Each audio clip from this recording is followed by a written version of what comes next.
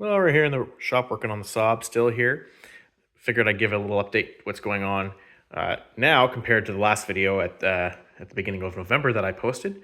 I have been pretty busy doing various stuff on here, so we'll give a little rundown what's going on, and we can see the progress being made or not being made in certain areas. You can see on the bench we've got all sorts of shit still. Obviously there's still turbo bits on the bench, which means that the turbo stuff is not 100% sorted yet, but at this point the center section has been sent away to get balanced. He's going to do some machining as well to the back plate of the turbo to fit the wheel. So that's going to be back fairly shortly.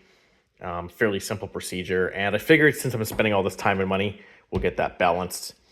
I have actually found another exhaust housing, but it actually came destroyed. Somehow UPS managed to completely obliterate the other. It's actually used in the car as a temporary fitment, but they managed to destroy it. So I actually had to just fix that bad hole in there. We cut some of the warts off of there to make it look a little better. So we are going to use the original exhaust housing that was kind of screwed up. Unfortunately, despite my best efforts, I just sort of said, fuck it, and here we are. That stuff's sort of ready to go, just waiting for turbo to come back.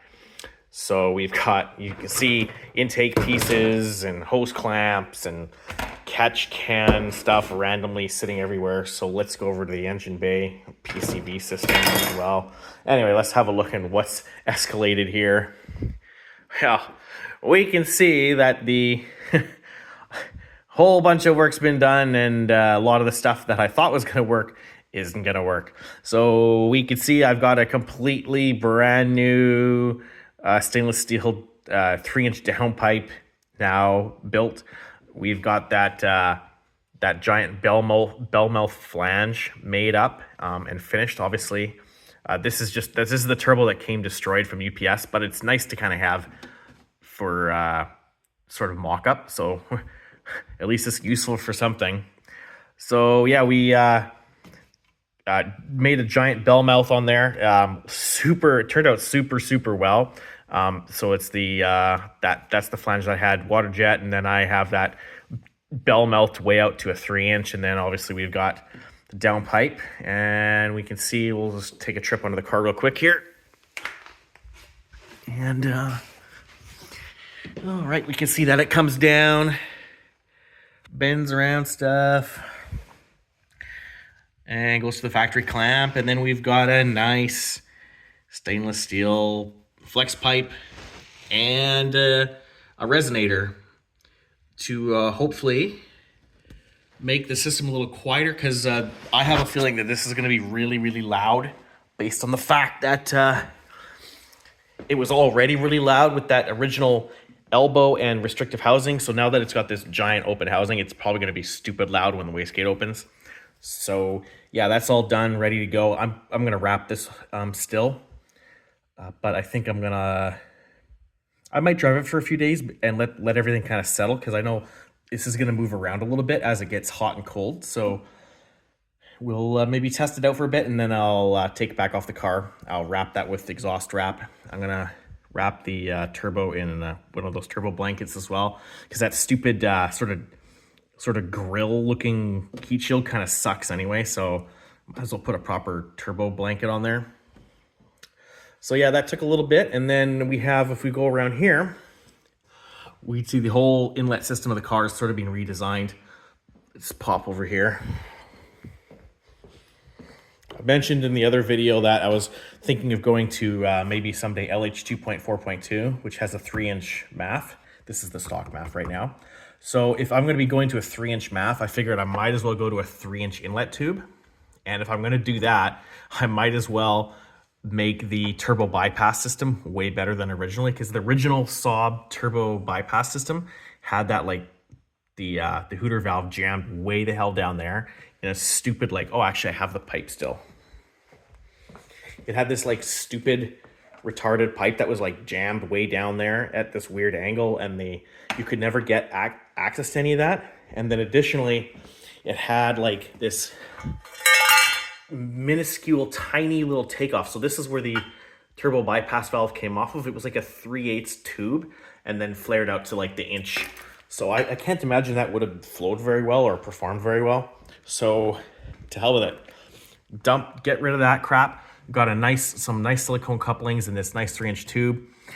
I've brazed on these hose nipples onto the pipe. So that looks pretty sweet. We've got the original turbo inlet tube, which I've brazed on another 1-inch fitting for the turbo bypass valve. So that whole system is being completely redesigned. The rest of the induction system is as per original, other than the turbo bypass stuff. So now that I've gotten that all done, the next task is fitting a catch can somewhere in this engine bay. So that's going to be a bit of a challenge. I looked at the original catch can I used back on my old car, and this thing works super, super well. I loved it, actually. It was great. Served a good purpose. But unfortunately, this mounts where the AC system would live if you remove the AC. But I'm going to be keeping the AC because that's how I roll now. So unfortunately, that's not going to work. So I'm going to need to figure out where, probably in this space in here, where the catch can is going to have to get mounted somehow. And then that hose is going to go into there, and then it's going to come back onto the plenum, and then it's going to go into the intake tube. So that's still stuff that I need to work out. I have some really sexy looking aluminum extrusion, which I can cut up and make another catch can. This stuff's pretty sweet looking, so I can't wait to start getting that cut up.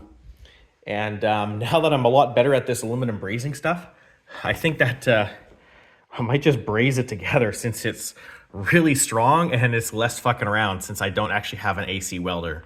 So it's going to be a lot easier for me here to get that aluminum catch can done, rather than either paying somebody to do it or learning, or maybe getting I don't really want to buy a spool gun for my welder, to be honest. So the brazing method may actually just work fine. So we'll look into that a little bit.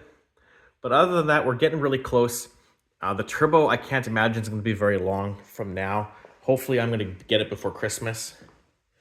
We'll deal with this PCV system and the catch can and all that stuff.